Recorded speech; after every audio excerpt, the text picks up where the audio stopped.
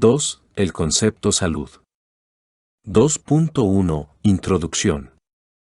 El concepto de salud experimentó, en la Europa de principios del siglo XIX, un cambio radical gracias a la constatación de relaciones causales entre la pobreza y la enfermedad. Históricamente, esta nueva perspectiva surgió a raíz de una consulta que el gobierno británico realizó a John Snow, antecesor de la epidemiología moderna, sobre los problemas epidémicos de las poblaciones asentadas a orillas del río Támesis, en Londres, tales como el cólera. La respuesta de Snow fue categórica: la falta de higiene y las malas condiciones de vida son responsables de las epidemias. La salud, pues, empezaba a ser un problema social, por lo que las acciones para mejorarla deben ser también sociales. Ramsey, 2006.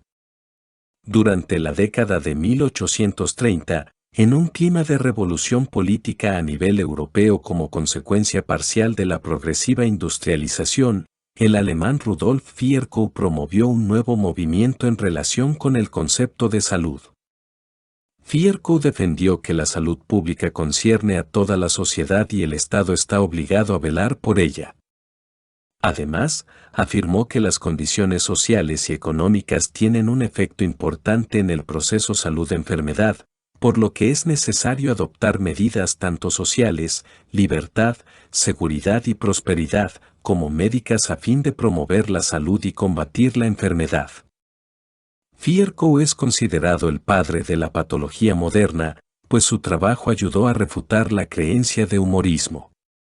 En la década de 1970, el físico y epidemiólogo Milton Teris, anteriormente presidente de la American Public Health Association, Asociación Americana de Salud Pública, APA, propuso una nueva definición para el concepto salud.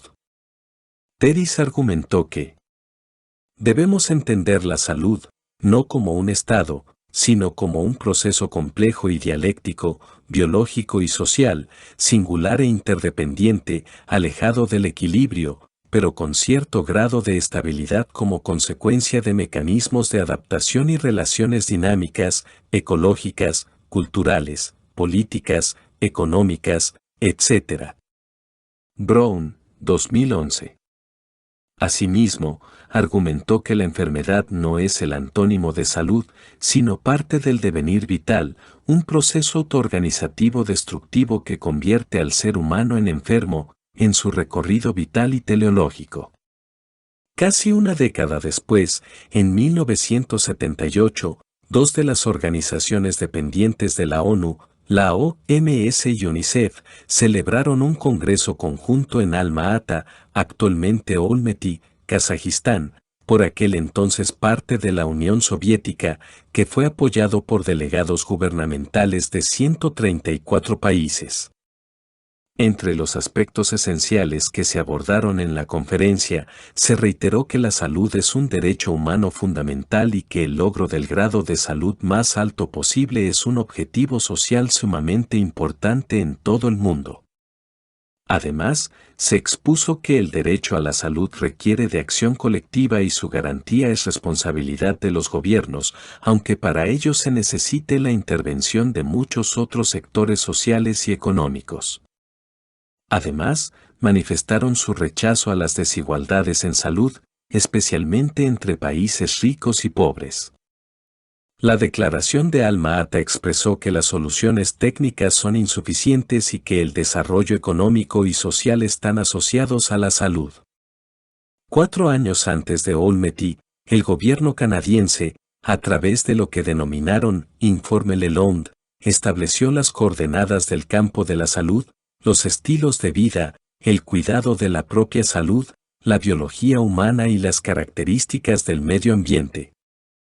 En esta declaración, firmada en Ottawa, se recogieron dos objetivos principales, la prevención y la promoción. El pueblo tiene el derecho y el deber de participar individual y colectivamente en la planificación y aplicación de su atención a la salud, Lalonde, 1974. Esta transformación cultural alcanzó su culminación en la primera Conferencia Internacional sobre Promoción de la Salud, patrocinada en Canadá por la OMS, con asistencia de delegados de 38 países. La conferencia elaboró un documento titulado Carta de Ottawa, en el que se recogieron acuerdos tales como la necesidad de construir estrategias públicas saludables sustentadas en el fomento y la coordinación de las políticas del sector público, de modo que todas contribuyan al logro de la salud universal. Además, expresaron la necesidad de reorientar los servicios de salud hacia la comunidad, conformar entornos saludables, fomentar la participación de la población y apoyar las acciones colectivas, y consideraron fundamental dotar a los ciudadanos de habilidades personales para facilitar esta participación. 2.2 Variables que influyen en las creencias y las prácticas de salud. Variables internas. Etapa de desarrollo. Las pautas de una persona cambian a lo largo de toda su vida. El desarrollo emocional también puede influir en las creencias personales sobre los temas relacionados con la salud. Capacidad intelectual. Las creencias de una persona sobre la salud están formadas, en parte, por el conocimiento de las funciones y las enfermedades del organismo, la educación y las experiencias pasadas, y a la capacidad para entender factores implicados en las enfermedades y para aplicar conocimientos de salud a las conductas saludables propias. Percepciones de funcionamiento. La manera en que la persona percibe su propio funcionamiento físico afecta a sus creencias y prácticas de salud. Factores emocionales. El grado de serenidad o de estrés en un individuo puede influir en sus creencias y en sus prácticas de salud. El modo en que una persona afronta el estrés durante cada etapa de su vida influirá en su modo de reaccionar a la enfermedad. Factores espirituales. La espiritualidad se refleja en cómo una persona vive su vida, incluyendo cómo convive con sus valores y creencias, las relaciones con la familia y los amigos y la capacidad para encontrar esperanza y significado a la vida. Las prácticas religiosas son una manera de ejercer esa espiritualidad. Variables externas. Prácticas familiares. La manera en que la familia de un sujeto utiliza los servicios sanitarios generalmente afecta a sus prácticas de salud. Sus percepciones sobre la gravedad de una enfermedad y su historial de hábitos de salud preventivos pueden influir en lo que los individuos piensan acerca de la salud. Factores socioeconómicos. Los aspectos socioeconómicos pueden aumentar el riesgo de enfermedades e influir en la forma en la que la persona define la enfermedad y reacciona ante ella. Las variables sociales determinan, de forma parcial, cómo los sistemas sanitarios ofrecen sus cuidados médicos, dado que el sistema de salud está organizado de modo que el usuario tenga que pagar por determinados servicios, o por todos ellos. Cultura. La cultura influye en las creencias, los valores y las costumbres de la persona.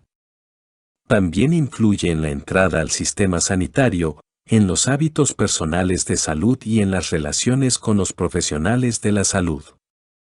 La cultura, además, influye en las creencias del individuo sobre las causas de una enfermedad, así como en los remedios o las prácticas que la persona utiliza para restablecer su salud.